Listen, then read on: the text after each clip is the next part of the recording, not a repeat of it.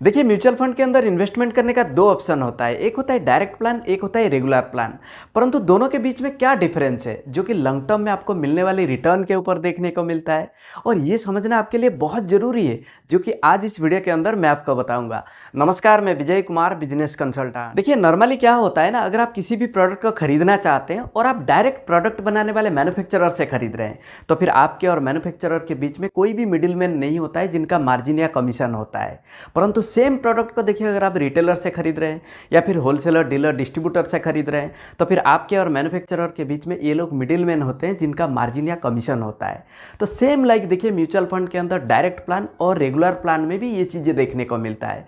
तो फिर चलिए देखते हैं दोनों के बीच में क्या डिफरेंस है। परंतु अगर आप चैनल पर नए हैं तो चैनल को सब्सक्राइब कर दीजिए, अगर आपको पसंद आए तो लाइक और शेयर जरूर करें। तो सबसे पहले शुरुआत करते हैं डायरेक्ट प्लान। देखिए डायरेक्ट प्लान क्या होता है, जब भी आपको म्यूचुअल फंड के अंदर इन्वेस्टमेंट करना होता है और आप डायरेक्टली एएमसी यानी एसेट मैनेजमेंट कंपनी जो कि म्यूचुअल फंड को चलाते हैं, ऐसे एएमसी में जब आप सीधा सीधा इन्वेस्टमेंट करते हैं, लाइक देखिए Aditya Birla sun life, HDFC mutual fund, SBI mutual fund, Tata mutual fund, ऐसे और भी बहुत सारे एएमसी है जो कि म्यूचुअल फंड को प्रोवाइड करते हैं। जब आप उनकी वेबसाइट पे जाके डायरेक्टली आप म्यूचुअल फंड को परचेज करते हैं, यानी देखिए आप डायरेक्टली प्रोडक्ट को प्रोड्यूस करने वाले से जब आप प्रोडक्ट खरीद रहे हैं, तो फिर आपको किसी प्रकार की कोई कमीशन नहीं लगेगी। तो ये होता है डायरेक्ट प्लान। तो इसीलिए देखिए डायरेक्ट प्लान के अंदर जो सबसे पहला बेनिफिट है ना, कि इसके अंदर मिडिल मैन यानी इंटरमीडियरीज ना होने के कारण आपका पैसा 100% म्यूचुअल फंड के अंदर इन्वेस्टमेंट होता है। और म्यूचुअल फंड को भी देखिए इंटरमीडियरीज ना होने के कारण उनको किसी प्रकार का कोई कमीशन नहीं देना होता है। तो दूसरा बेनिफिट क्या हो जाता है, देखिए जब आप किसी को कोई कमीशन नहीं दे रहे हैं तो फिर आपका एक्सपेंस रेशियो भी लो हो जाता है। क्या होता है एक्सपेंस रेशियो, देखिए जब आप इन्वेस्टमेंट करते हो ना म्यूचुअल फंड पे, तो आपके इन्वेस्टमेंट पर mutual fund company mutual fund को मैनेज करने के लिए जो फी चार्ज करते हैं उसे कहते हैं एक्सपेंस रेशियो।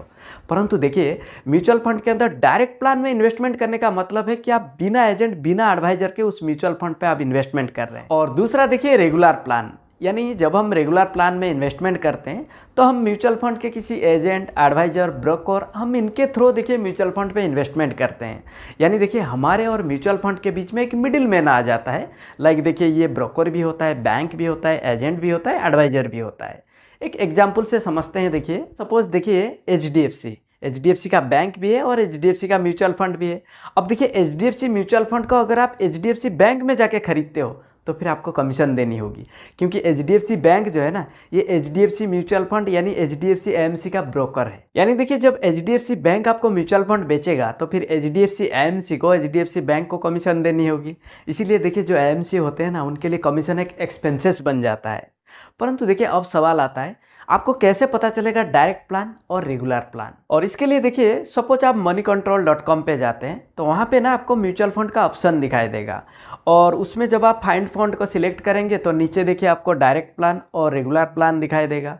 अब अगर आप बोथ सिलेक्ट करके देखेंगे तो आपको नीचे देखिए डायरेक्ट प्लान और रेगुलर प्लान दिखाई देगा।